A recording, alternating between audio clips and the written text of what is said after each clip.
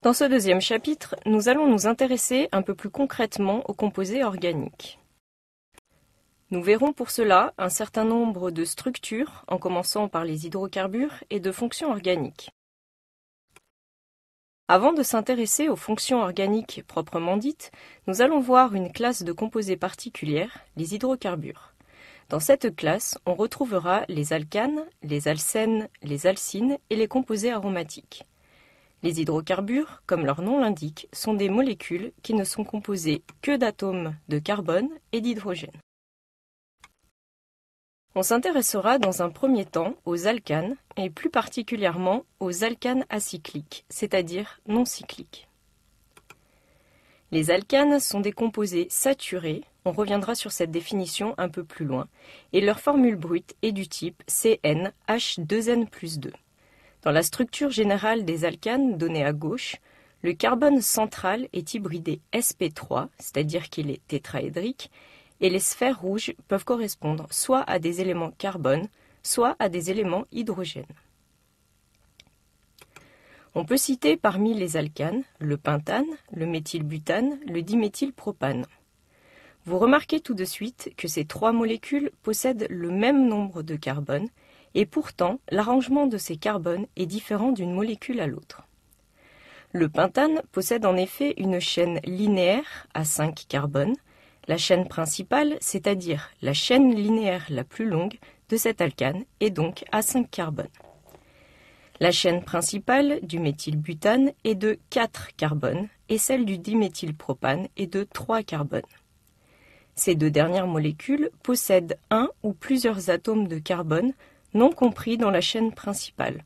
On parle alors de ramification. Ces ramifications étant entourées en bleu sur ces molécules, et on dit que ces alcanes sont ramifiés. Je profite de cette diapositive pour introduire un point de vocabulaire. Dans le cas où un atome de carbone est relié à 4 autres carbones, on dira que ce carbone est quaternaire. C'est le carbone représenté par une sphère rouge sur la molécule de droite. Dans le cas où un atome de carbone est relié à 3 autres atomes de carbone, on dira que ce carbone est tertiaire. Il est représenté en bleu sur la figure. Un carbone secondaire est un carbone qui est lié de façon covalente à 2 carbones. Il est représenté en vert sur la figure. Et finalement, un carbone primaire est lié qu'à un seul autre carbone. Ils sont représentés en jaune sur la figure. Après avoir abordé les alcanes acycliques, nous allons voir maintenant les cycloalcanes. Ce sont des composés non plus saturés, mais insaturés, et leur formule brute est du type CnH2n. Je vous rappelle que la formule générale des alcanes acycliques que nous avons vue dans la diapositive précédente était CnH2n+2.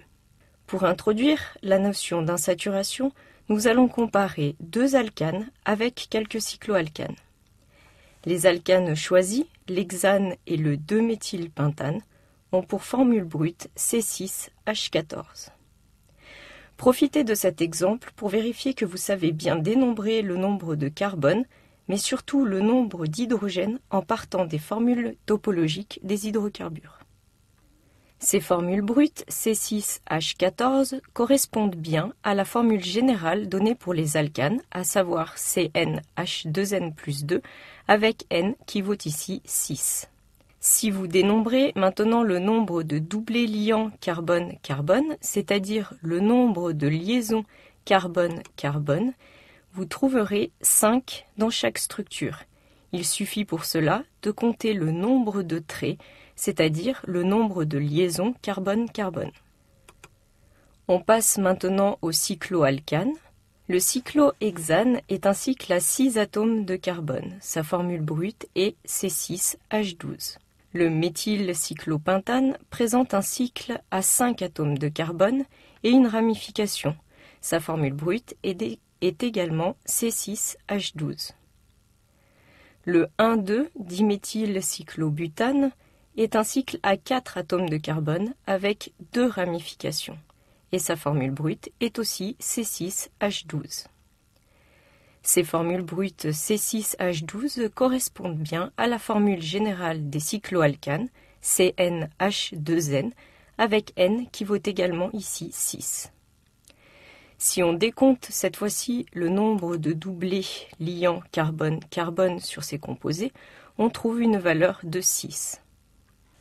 Finalement, en comparant les alcanes, c'est-à-dire des composés saturés, et les cycloalcanes, on en déduit que ces derniers possèdent un doublé liant carbone-carbone supplémentaire et 2 atomes d'hydrogène en moins.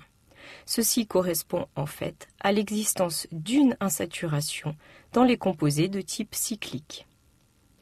Si on devait maintenant donner une définition à l'insaturation, on dirait qu'elle correspond au nombre de doublés sigma ou pi, hormis les liaisons carbone-hydrogène, que comporte l'hydrocarbure étudié, en plus par rapport à son homologue alcane. À chaque insaturation correspond un manque de 2 atomes d'hydrogène. Juste un petit rappel, un homologue est un composé qui possède le même nombre de carbone que le composé étudié. Les alcènes, tout comme les alcanes, font partie des composés hydrocarbonés, également appelés hydrocarbures. Les alcènes sont des composés insaturés. L'insaturation n'est pas ici due à la présence d'un cycle, comme c'était le cas pour les cycloalcanes, mais à la présence d'une double liaison, et plus précisément d'un doublé pi.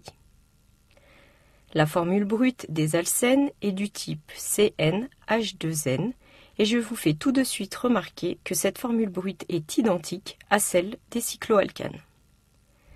La structure générale des alcènes est donnée dans l'encadré. Vous pouvez retrouver en utilisant la théorie VSEPR l'hybridation des atomes de carbone impliqués dans la double liaison, c'est-à-dire une hybridation sp2. Du fait de la présence d'une double liaison, les alcènes ont des propriétés particulières.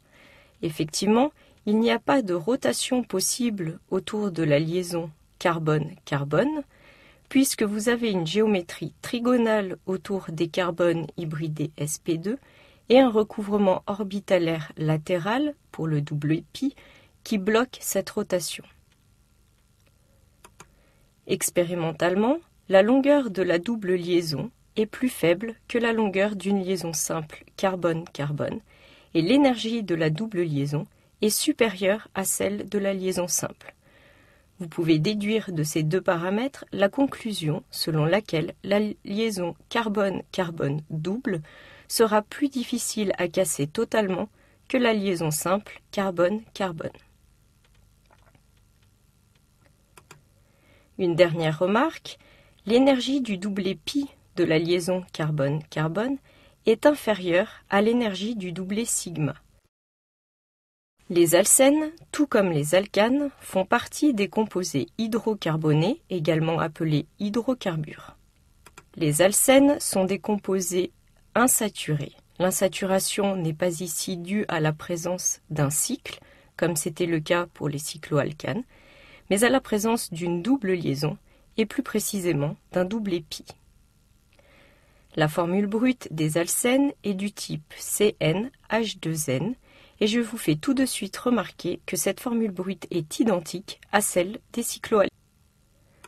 On va maintenant comparer l'éthène, également appelé éthylène, c'est-à-dire le composé CH2 double liaison CH2, à son homologue alcane, l'éthane. La formule brute de l'alcène est C2H4 et celle de l'alcane saturé est C2H6. On a une différence de 2 atomes d'hydrogène. L'éthène comporte donc une insaturation. On aurait également pu comparer le nombre de doublés sigma ou pi, autres que les liaisons carbone-hydrogène. Dans l'éthane, il y a un doublé. Dans l'éthène, il y a 2 doublés, un sigma et un pi. On arrive donc à la même conclusion, à savoir la présence d'une insaturation dans l'éthène. Voici quelques exemples d'alcènes, c'est-à-dire de composés comportant une ou plusieurs doubles liaisons. Vous avez représenté ici le propène, le cyclohexène, le cyclopenta 1,3-diène, le limonène que l'on retrouve par exemple dans l'essence de citron. On peut également citer la vitamine A ou rétinol, les composés de type phéromone de défense des termites, ou encore le bêta-carotène qui est un pigment de couleur orange important pour la photosynthèse. Vous pouvez remarquer, en comparant le bêta-carotène à la structure de la vitamine A, que le bêta-carotène est un dimère de cette dernière. Un dimère signifiant que la structure de base, également appelée monomère, est reproduite 2 fois. Parmi ces composés, seuls ceux ne faisant intervenir que des atomes de carbone et d'hydrogène sont des hydrocarbures. Mais j'ai choisi de faire apparaître d'autres atomes pour vous permettre de voir la diversité des structures comportant des doubles liaisons. Vous entendrez sûrement parler de terpènes. Sachez que ces structures particulières correspondent à des composés contenant habituellement 10, 15 ou 20 atomes de carbone. C'est le cas ici du limonène en C10, qui est un monoterpène, de la vitamine A en C20, un diterpène, ou encore du bêta-carotène. On passe maintenant à un autre composé de la famille des hydrocarbures, les alcynes. Les alcynes, tout comme les alcènes, sont des composés insaturés. Ils possèdent en effet une triple liaison. Chaque carbone impliqué dans cette liaison triple est hybridé sp et comme précédemment, les sphères rouges peuvent correspondre à un carbone ou à un hydrogène. La formule brute de ces composés est du type CnH2n-2. Cette fois-ci, l'éthine ou acétylène possède 2 insaturations, puisque si l'on compare sa formule brute C2H2 à celle de l'alcane homologue C2H6, l'éthane, il y a eu perte de 4 atomes d'hydrogène. La partie intitulée nomenclature sera vue un peu plus loin, cependant vous pouvez déjà noter les terminaisons -ane en l'absence de liaison multiple, -n lorsqu'il y a une double liaison dans la structure et -in en cas de liaison triple. Voici quelques exemples d'alcynes et en particulier l'ex1-in et l'ex2-in. Ces molécules ne diffèrent que par la position de la liaison triple. Contrairement à la deuxième molécule où la triple liaison est interne à la molécule, dans le premier cas, l'alcyne est en position terminale. On parle d'alcyne vraie. Dans ce cas particulier, l'atome d'hydrogène qui est lié à la triple liaison est acide. Cette propriété conditionnera en partie la réactivité de ce type de fonction. Un autre exemple de molécule comportant une triple liaison, la dinémycine A, qui a été initialement découverte dans les bouillons de fermentation de la bactérie Micromonospora Yersina. On remarquera dans cette structure un motif particulier, le motif N-diin, dans lequel une liaison double est liée de part et d'autre à une liaison triple par l'intermédiaire d'une liaison simple. Parmi les hydrocarbures, la dernière famille que nous étudierons est la famille des composés aromatiques. Les aromatiques sont des composés insaturés. Les insaturations sont ici d'origine multiple. Vous avez la présence d'un cycle, mais également de liaisons doubles. Les composés aromatiques que nous verrons le plus couramment possèdent un cycle à 6 atomes de carbone. Ils sont dérivés du benzène. En 1865, Kekulé travaille sur le benzène et montre que les 2 formules données ici pour le benzène sont en fait 2 formes mésomères du benzène. En effet, expérimentalement, les 6 liaisons carbone-carbone sont identiques et les 6 liaisons carbone-hydrogène sont également identiques. Les doubles liaisons sont donc délocalisées sur l'ensemble du cycle et on peut par conséquent donner une structure unique pour représenter le benzène. Cette molécule possède 6 atomes de carbone reliés chacun à un seul atome d'hydrogène pour respecter la tétravalence du carbone. La formule brute du benzène est donc C6H6.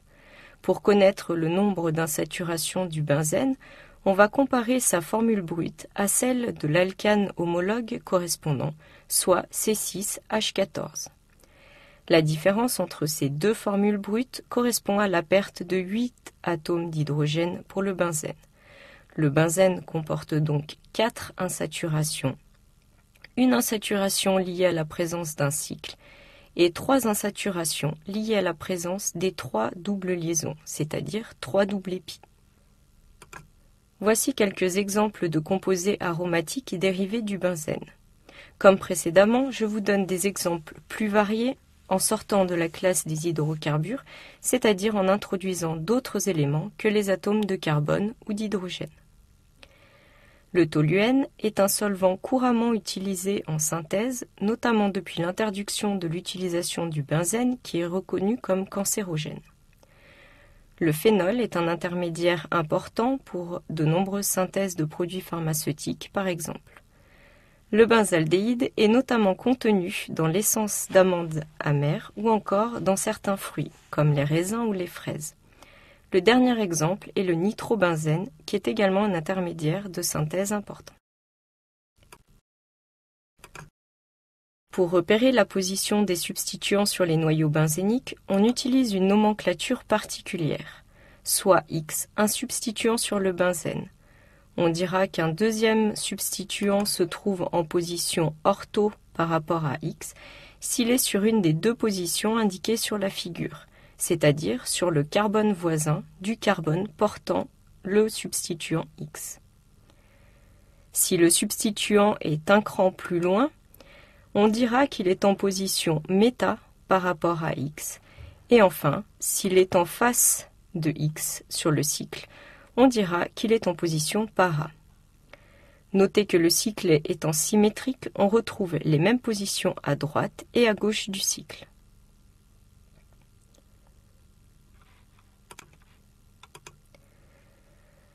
Ainsi, dans ces exemples, la première molécule pourra être nommée indifféremment para-hydroxytoluène ou 4-hydroxytoluène, puisque le terme para, noté ici P en italique, correspond à la même position que celle notée 4 sur la figure.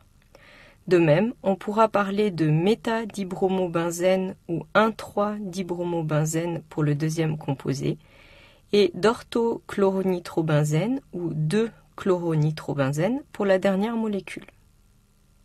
Je vous ai dit au début de cette partie sur les composés aromatiques que les dérivés du benzène, c'est-à-dire les composés aromatiques avec un cycle à 6 atomes de carbone, étaient les plus courants. Cependant, ce ne sont pas les seuls composés aromatiques. Pour qu'un composé soit dit aromatique, il faut en fait qu'il respecte les règles de Huckel, c'est-à-dire qu'il comporte un cycle plan avec recouvrement latéral des orbitales atomiques voisines et qu'il soit composé de 4n plus 2 avec n entier supérieur ou égal à 0 électrons délocalisés. C'est le cas par exemple du 14-anulène qui possède 14 électrons, 2 électrons pour chaque double épi, soit 4 fois 3 plus 2 électrons délocalisés, ou encore pour le cation cyclopropényle avec 2 électrons délocalisés, dans ce cas N vaut donc 0, ou encore le cation cycloheptatriényle et l'anion cyclopentadiényle. Pensez dans ce dernier cas à prendre en compte les électrons du doublet non liant présents sur le carbone chargé négativement pour le décompte des électrons délocalisés. Cette molécule comporte donc 4 électrons pi plus 2 électrons du doublet non liant, donc 4 fois 1 plus 2 électrons délocalisés. Remarquez que le cyclobutadiène et le cyclooctatétraène ne respectent pas la règle des électrons délocalisés parmi les 2 règles de Huckel, puisque vous avez 4 électrons délocalisés pour le cyclobutadiène et 8 électrons pour le cyclooctatétraène. Ils ne sont donc pas aromatiques.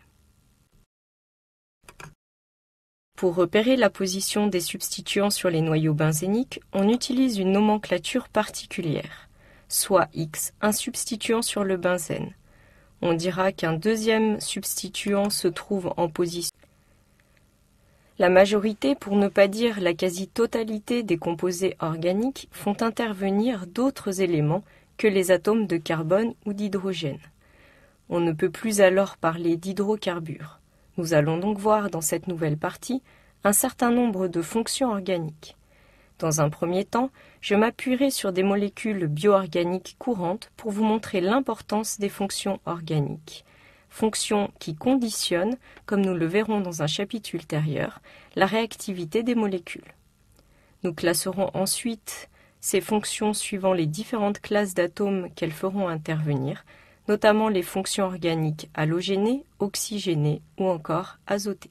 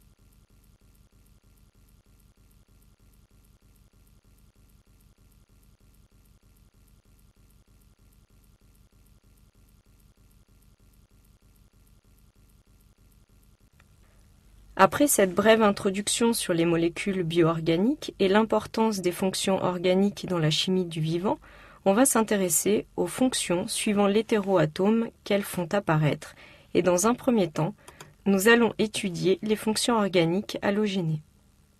Les halogénoalcanes, ou halogénures d'alkyle, sont des alcanes dont un ou plusieurs atomes d'hydrogène ont été remplacés par un halogène qui sera noté X. X peut être donc un atome de fluor, de chlore, de brome ou d'iode. La liaison carbone-halogène a des propriétés particulières qui vont, comme nous le reverrons plus tard, conditionner sa réactivité. Tout d'abord, en termes de longueur, la liaison carbone-fluor est plus courte que la liaison carbone-chlore, elle-même plus courte que la liaison carbone-brome ou carbone-iode. Je vous rappelle le classement des éléments suivant leur électronégativité, le fluor étant l'élément le plus électronégatif du tableau périodique. Et vous pouvez en déduire que la liaison CX est polarisée avec une charge partielle delta plus sur le carbone et une charge delta moins sur l'halogène, puisque l'halogène noté X est plus électronégatif que le carbone.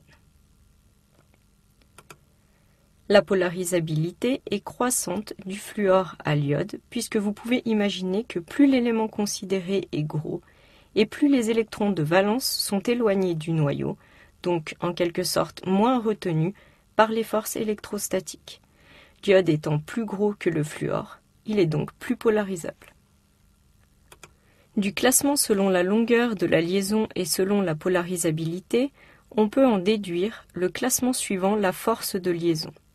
La liaison carbone-fluor sera plus forte que la liaison carbone-chlore, elle-même plus forte que la liaison carbone-brome ou carbone-iode. Et on peut en déduire directement la réactivité relative des composés halogénés.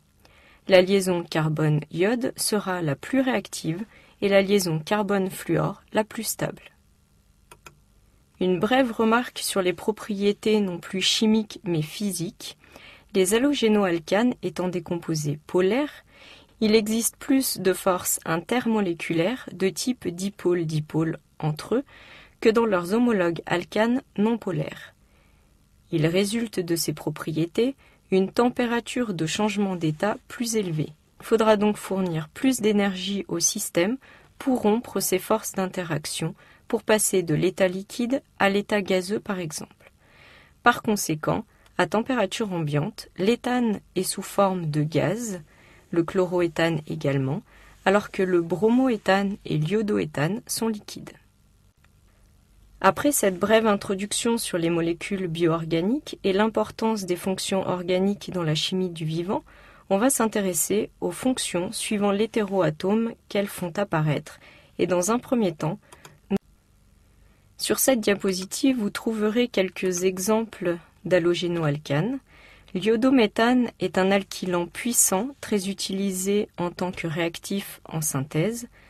Le chloroforme ou trichlorométhane, jadis utilisé comme anesthésique dans les blocs opératoires, est un très bon solvant qui tend à être remplacé par le dichlorométhane, CH2Cl2, a priori moins toxique.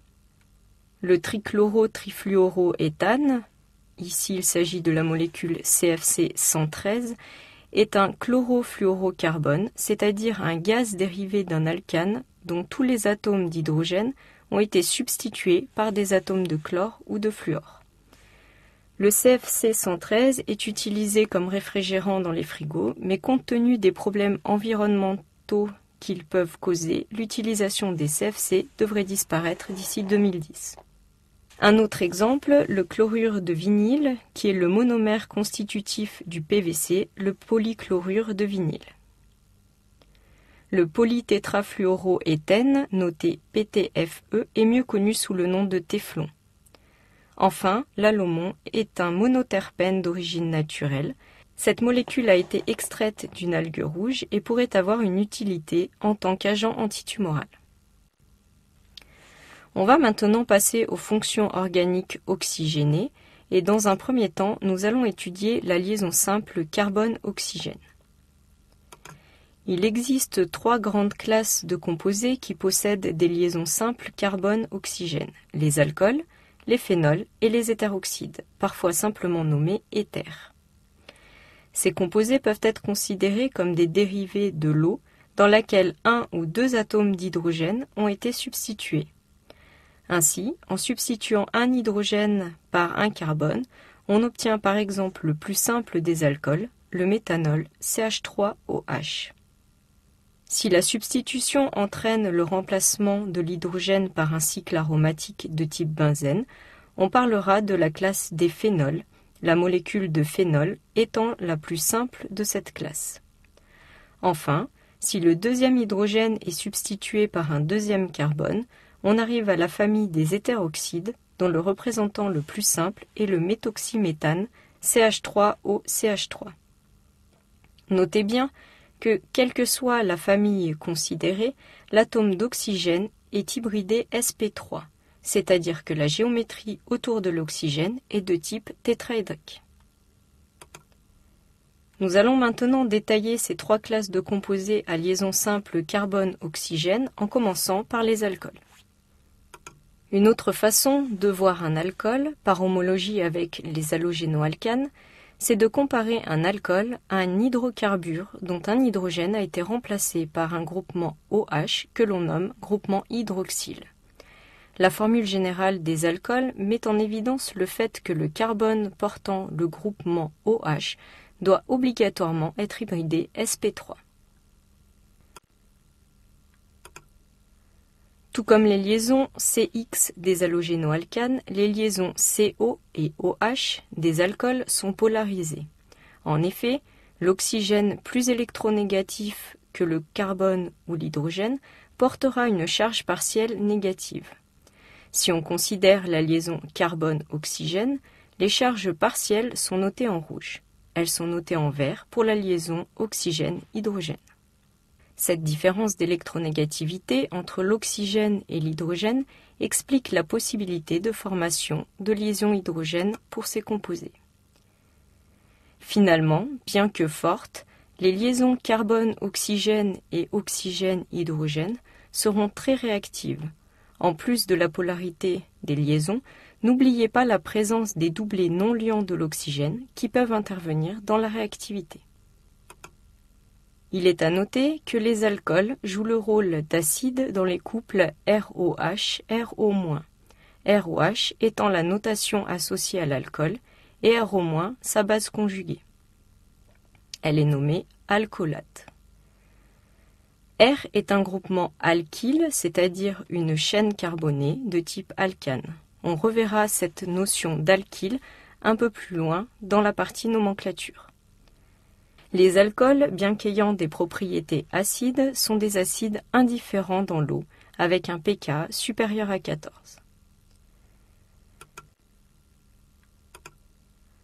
Tout comme les liaisons CX des halogénoalcanes, les liaisons CO et OH des alcools sont polarisées. En effet, l'oxygène plus électronégatif que le carbone ou l'hydrogène portera une charge partielle négative. Si on considère la liaison carbone-oxygène, les charges partielles sont notées en rouge. Elles sont notées en vert pour la liaison oxygène-hydrogène. Cette différence d'électronégativité entre l'oxygène et l'hydrogène explique la possibilité de formation de liaisons hydrogène pour ces composés. Finalement, bien que fortes, les liaisons carbone-oxygène et oxygène-hydrogène seront très réactives. En plus de la polarité des liaisons, n'oubliez pas la présence des doublés non-liants de l'oxygène qui peuvent intervenir dans la réactivité. Il est à noter que les alcools jouent le rôle d'acide dans les couples ROH-RO-, ROH étant la notation associée à l'alcool et RO- sa base conjuguée. Elle est nommée alcoolate. R est un groupement alkyle, c'est-à-dire une chaîne carbonée de type alcane. On reverra cette notion d'alkyle un peu plus loin dans la partie nomenclature. Les alcools, bien qu'ayant des propriétés acides, sont des acides indifférents dans l'eau, avec un pK supérieur à 14.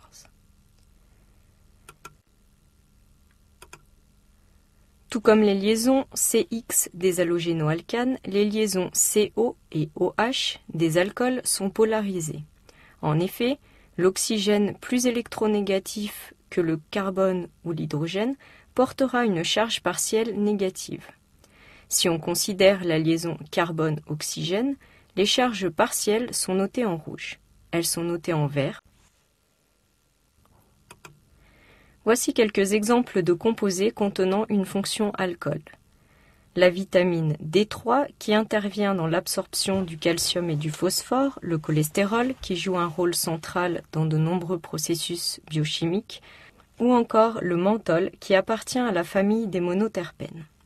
Le prop-2-N1-ol est également un alcool, mais attention, si on s'intéresse cette fois-ci non plus à ce composé mais au propène-2-ol, qui ne diffère de la première molécule que par la position de la fonction OH, il ne s'agit pas d'un alcool puisque le carbone portant le groupement hydroxyle n'est pas hybridé sp3 mais sp2. On parle dans ce cas d'énol et non plus d'alcool. Enfin, un dernier exemple concerne la production industrielle d'éthanol par fermentation de produits agricoles. Le raisin pour le vin, l'orge pour la bière, le maïs pour le bourbon par exemple. La matière première est d'abord hydrolysée en glucose, puis la fermentation est effectuée par des enzymes de levure qui transforment le glucose en 2 ions 2-oxopropanoate, également nommé pyruvate. D'autres enzymes interviennent ensuite dans la décarboxylation du pyruvate et enfin dans la réduction de l'éthanol en éthanol. On passe maintenant des alcools aux phénols. Les phénols sont en fait des composés aromatiques portant un groupement hydroxyle OH. Lorsque le cycle aromatique est substitué par plusieurs hydroxyles, on parlera de polyphénol. Une remarque importante concerne l'acidité particulière de cette classe de composés. En effet, les phénols sont beaucoup plus acides que les alcools, et ceci résulte de la stabilisation des ions phénolates, la base conjuguée des phénols, par mésomérie. Si vous souhaitez écrire les différentes formes mésomères de l'ion phénolate, vous obtenez cette série de mésomères où la charge négative, initialement portée par l'oxygène, peut être délocalisée sur 3 atomes de carbone de l'aromatique. Finalement, la base conjuguée du phénol étant stabilisée, on en conclut bien que l'hydrogène du phénol porté par l'oxygène est plus acide que dans le cas des alcools. Les dérivés du phénol sont des molécules courantes. L'estradiol ou œstradiol est un dérivé naturel du métabolisme du cholestérol et est d'un intérêt vital pour le maintien de la fertilité et des caractères sexuels secondaires chez la femme. La capsaïcine, ou E8-méthyl-N-vanillyl-trans-6-nonénamide, est le composé actif du piment. C'est un irritant de l'épithélium des cellules de mammifères et produit donc une sensation de brûlure dans la bouche. Le trans-resveratrol est un polyphénol présent dans le raisin et les mûres par exemple. L'aspirine est obtenue par acétylation de l'acide salicylique ou acide ortho-hydroxybenzoïque.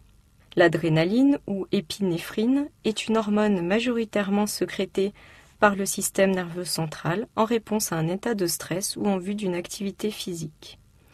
Enfin, un dernier exemple de la famille des phénols, l'acide picrique ou 2,4,6-trinitrophénol est un composé très explosif comme tous les composés nitrés, de puissance dépassant légèrement celle du TNT ou nitroglycérine.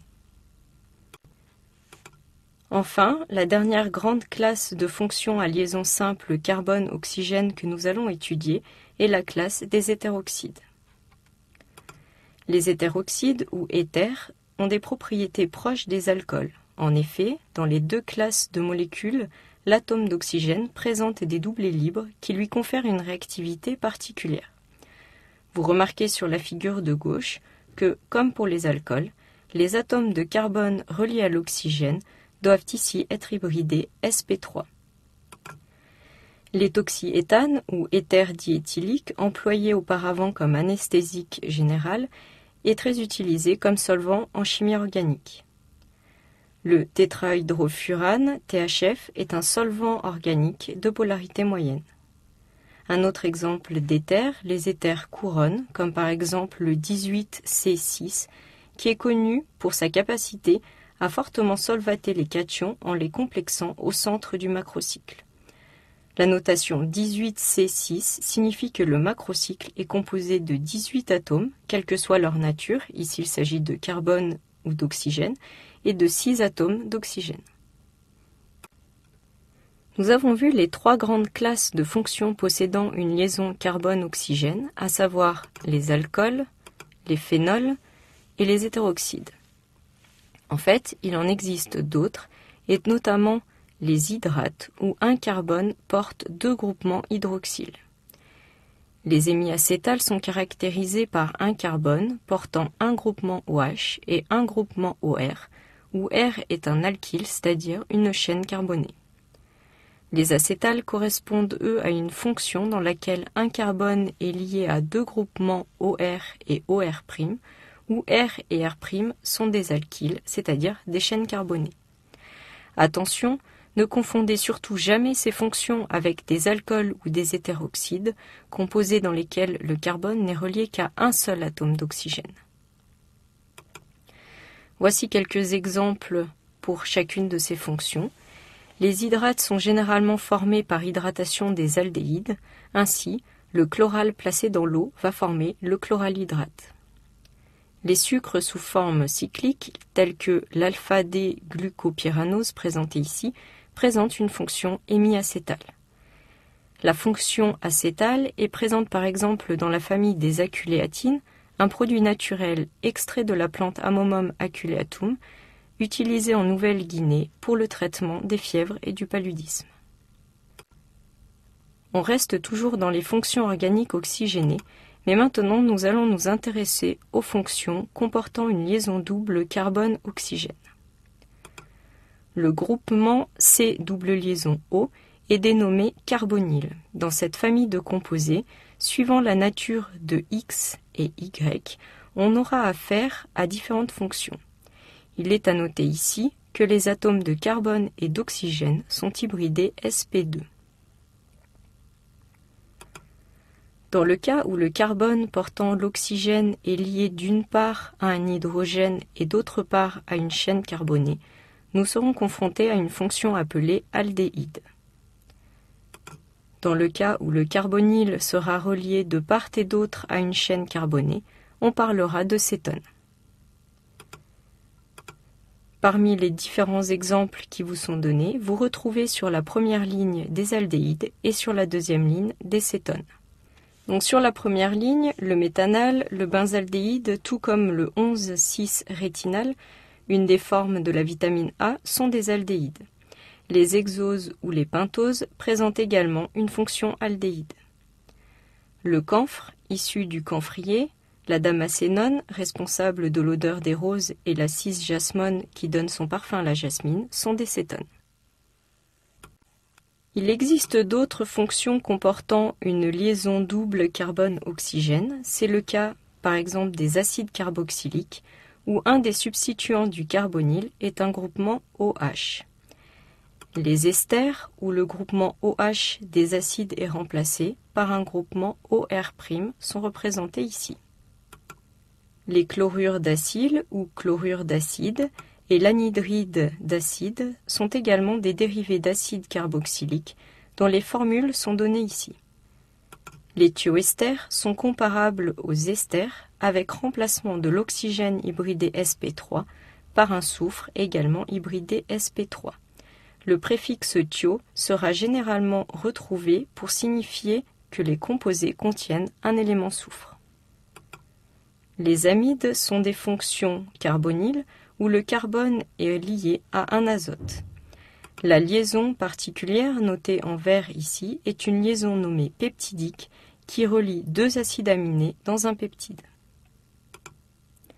On peut citer comme exemple de la fonction acide l'ibuprofène, un anti-inflammatoire non stéroïdien, ou encore l'acide nicotinique, une des formes de la vitamine B3. Le polyméthacrylate de méthyle, plus connu sous son premier nom commercial de plexiglas, est un polymère présentant des fonctions esters. L'acétate d'isopentyl présent dans les pommes mûres a l'odeur de banane. Cette molécule comporte également une fonction ester. La fonction amide est présente dans l'antibiotique pénicilline G ou encore dans l'acétylcoenzyme A, molécule qui présente également une fonction thioester. De nouveau, j'attire votre attention sur un point particulier. Une fonction amide intracyclique sera nommée fonction lactame. De la même façon, une fonction ester intracyclique s'appelle une lactone. Dans cette nouvelle partie, nous allons maintenant voir les fonctions organiques azotées et dans un premier temps, les fonctions comportant une liaison simple carbone-azote, c'est-à-dire les fonctions amines. Les amines peuvent être décrites comme des composés dérivés de l'ammoniac dont un ou plusieurs atomes d'hydrogène ont été remplacés par des chaînes carbonées. L'azote est ici hybridé sp3. Du fait de la différence d'électronégativité entre les éléments carbone, hydrogène et azote, les liaisons carbone-azote et les liaisons azote-hydrogène, si la molécule en comporte, seront polarisées. Grâce à cette polarisation et au doublet libre présent sur l'azote, différentes liaisons hydrogènes peuvent être établies, comme le montre le schéma. Souvenez-vous également que les amines sont basiques, le doublet libre de l'azote peut effectivement capter un proton pour donner le cation ammonium correspondant. En particulier, plus l'azote de la fonction amine sera substitué par un nombre de chaînes carbonées importantes, et plus l'amine sera basique. En effet, les chaînes carbonées ont un effet inductif donneur et stabilisent ainsi la charge positive du cation ammonium formé en enrichissant l'azote en électrons. Ici aussi, il existe un classement particulier des amines. Une amine sera dite primaire si l'azote ne porte qu'une seule chaîne carbonée. Une amine sera dite secondaire si l'azote est substitué par deux chaînes carbonées, tertiaire si l'azote est substitué par trois chaînes carbonées. Enfin, les sels d'ammonium quaternaire sont formés lorsque l'azote entouré de 4 chaînes carbonées porte une charge positive. L'azote ne possède alors plus de doublet libre. Faites attention à ne pas confondre ce classement avec celui des alcools. Dans le cas des alcools, on considérait le carbone portant l'oxygène pour établir le classement. Ici, on regarde bien directement l'azote de l'amine. Parmi les molécules portant une fonction amine, on peut citer l'amphétamine avec une fonction amine primaire, la nicotine, la quinine et la méthadone avec une fonction amine tertiaire. La choline est un sel d'ammonium quaternaire, alors que le quinapril, un inhibiteur de l'enzyme de conversion de l'angiotensine, possède une amine secondaire. Faites attention à ne pas confondre les fonctions amines avec, par exemple, la fonction amide présente sur le quinapril, où le carbone relié à l'azote est également relié par une double liaison à un atome d'oxygène. Sachez également que les cycles azotés portent souvent un nom particulier. C'est le cas, par exemple, des cycles pyrrolidine ou pyridine de la nicotine, ou encore quinoléine de la quinine. Vous n'avez bien sûr pas à connaître le nom de ces cycles azotés. En revanche, faites attention à ne pas prendre l'azote de la pyridine ou de la quinoléine pour une fonction amine. Ces azotes ne sont pas hybridés sp3. Après avoir vu les amines, nous allons nous intéresser aux imines qui correspondent à une fonction comportant une liaison double carbone-azote. Cette fois-ci, les atomes de carbone et d'azote intervenant dans cette fonction sont hybridés sp2. Les imines ne sont généralement pas très stables, ces fonctions sont facilement hydrolysables. Cependant, lorsque le groupement R est un alkyle, c'est-à-dire une chaîne carbonée, ou un aryle, c'est-à-dire un groupement aromatique, alors l'imine, appelée base de Schiff, est relativement stable. Ainsi, la polysonimine, qui est un répulsif naturel d'insectes, présente une fonction imine relativement stable. Un autre exemple est un composé qui présente des propriétés photochromiques et thermochromiques particulières grâce à un équilibre de tautomérie entre une forme énolimino et une forme cétoamino. Les parties de la molécule à l'origine de ces dénominations sont mises en évidence en violet et en orange sur cette molécule. La tautomérie, qui est présente entre ces deux composés, est une réaction chimique réversible qui fait intervenir le déplacement concomitant, c'est-à-dire simultané, d'un atome d'hydrogène et d'une liaison pi. La proportion des tautomères dépend notamment du pH, du solvant et de la température. L'oxygène et l'azote sont les deux hétéroatomes que l'on retrouve le plus couramment en chimie et en biochimie. Cependant, deux autres éléments moins courants mais classiques méritent d'être vus. C'est le cas par exemple du soufre. Le soufre intervient dans les fonctions telles que les thiols, auparavant nommés mercaptans, et qui se rapprochent des fonctions alcool, des thiophénols, qui sont comparables au phénol, et des thioéthers, mais également des disulfures RSSR', qui sont représentés sur cette dernière molécule. Dans toutes ces fonctions, le soufre est hybridé sp3 et il possède donc une géométrie tétraédrique. On peut citer un certain nombre d'exemples. La cystéine est un acide aminé naturel portant une fonction thiol et qui peut donner des disulfures, comme par exemple la cystine. Les thiols sont également présents dans le glutathion ou encore dans le 3-méthylbutazène-1-thiol, une molécule nauséabonde contenue dans le jet de moufette. Les thiols ont d'ailleurs généralement une odeur désagréable, cependant, parfois, à faible concentration, ils ont une odeur plutôt agréable, comme par exemple le 2,4-méthylcyclohexes-3-énylpropane de thiol, qui a une odeur de pamplemousse. La méthionine, un autre acide aminé naturel, présente une fonction thioéther. C'est le cas également de l'allylméthylthioéther, qui est un sous-produit de la digestion de l'ail et cause une mauvaise haleine. Enfin, l'acide lipoïque, contenant un pont disulfure, est un des cofacteurs essentiels de deux enzymes intervenant dans le cycle de Krebs. Le phosphore intervient dans différentes espèces. Avant de voir ces espèces organiques contenant l'élément phosphore, je vous rappelle les propriétés intrinsèques de l'ion phosphate.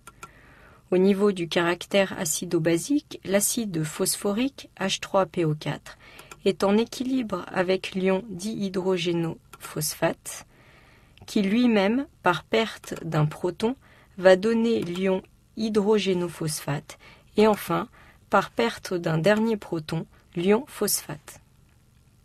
L'ion phosphate peut s'écrire sous différentes formes mésomères, ce qui est mis en évidence par la délocalisation des 3 charges négatives sur les 4 atomes d'oxygène. En chimie organique, le phosphore apparaît dans différentes fonctions organiques. Les phosphoesters, où un seul des oxygènes portés par le phosphore est substitué. On peut identifier dans cette série le monophosphate, le diphosphate qui comporte 2 phosphores et le triphosphate qui est composé de 3 phosphores. Les phosphodiesters sont des fonctions dans lesquelles 2 oxygènes du phosphate sont substitués par des chaînes carbonées. Les phosphotriesters où 3 atomes d'oxygène du phosphate sont substitués. Enfin, les acylphosphates sont représentés en bas à droite de cette diapositive. Finalement, ce que vous devez retenir de ce cours consiste à savoir identifier les hydrocarbures, alcanes, alcènes, alcynes ou aromatiques, et les fonctions organiques, essentiellement les fonctions oxygénées, azotées, voire celles contenant les éléments soufre ou phosphore. Vous devez également connaître les différentes caractéristiques des familles étudiées, que ce soit en termes d'insaturation, de polarité par exemple, mais également nommer les fonctions organiques, aldéhyde, cétone, alcool, amine, thiol, pour n'en citer que quelques-unes. Je vous propose dans les diapos suivantes quelques exercices d'application, simples et directs du cours, pour vous permettre de tester votre compréhension de ce chapitre.